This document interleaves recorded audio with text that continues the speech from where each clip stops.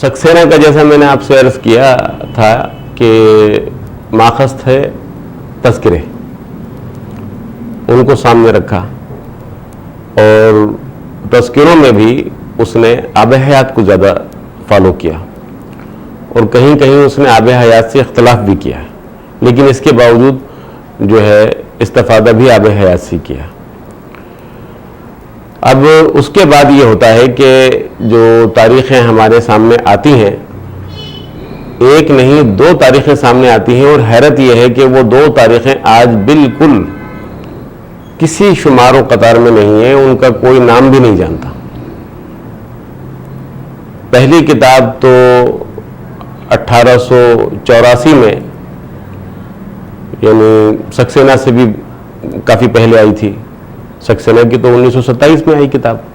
1884 में Joel wise लाल ने एक बहुत मुख्तसर सी, मेरे पास है, आपको अगर शौक़ होगा तो मैं निकाल के दिखाऊंगा, बहुत मुख्तसर सी उर्दू ज़बान की मुख्तसर तारीख़ के नाम से लिखी। वाइज लाल, जैसा कि आप देख रहे हैं कि ये कितना अजीब व गरीब नाम है कि उसके नाम में जोएल भी है, वाइज भी है और लाल भी है, यानी उसने तीनों हिंदू, मुस्लिम और ईसाई तीनों नाम उसके नाम में शामिल थे। वो बुनियादी तौर पर एक मिशनरी से मुताल्लिक़ थे और ईसाइयत की तबलीग की गरज से हिंदुस्तान आए थे। ईसाइयत की तबलीग के लिए जाहिर है कि उनका वास्ता मुसलमानों से भी पड़ता था और हिंदुओं से भी पड़ता था। तो मुसलमानों को कन्विंस करने के लिए उन्होंने इस्लाम का मुतालिया किया। इस्लाम की तमाम तालीमात अरबी में है, तो उन्होंने अरबी ज़बान सीखी और इतनी ज़्यादा सीख गए कि उन्होंने अरबी अदब की तारीख़ भी लिखी। और हैरत की बात यह है कि उस पर उन्हें अंग्रेज़ी हुकूमत ने इनाम भी दिया, और न सिर्फ ये कि इनाम दिया बल्कि उनकी वो तसनीफ़ अरबी अदब की तारीख़ पंजाब यूनिवर्सिटी के कोर्स में भी शामिल रही। वो आदमी जब उर्दू की तारीख़ लिखता है तो वो अपने अंदाज में बहुत ज़्यादा मुख्तसर उन्होंने कर दिया, जिसकी वजह से वो किताब आज ना उलमा के काम की है ना तालिब इल्मों के काम की है। और यही वजह है कि वो किताब फिर शायद दोबारा छपी ही नहीं और कहीं उसका कोई रेफरेंस, कोई हवाला, कोई तस्करा उसका नहीं आता।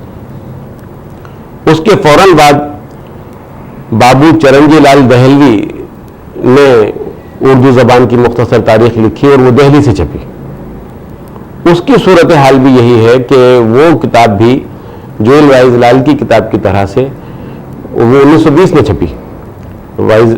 आपके चरंजी लाल दहलवी की किताब दिल्ली से 1920 में शाया हुई, तो उसमें बिल्कुल मालूमात बहुत सरसरी बराए नाम, यानी कि ज़्यादातर नामों पर इक्तफा किया गया। हाँ, वाइज लाल ने और चरंजी लाल ने एक अजीब व गरीब काम ये किया कि अंग्रेज़ी हुकूमत ने उर्दू की खिदमत के लिए जो कुछ किया था उस पर तो फिर भी उन्होंने ठहर करके कदम आगे बढ़ाया है, वरना सब जगह से वो बड़ी रवा रवी में निकले। और इस रवा रवी का नतीजा ये निकला कि वो किताब ना सिर्फ ये कि मुख्तसर नहीं रही बल्कि सरसरी सी तारीख बन गई।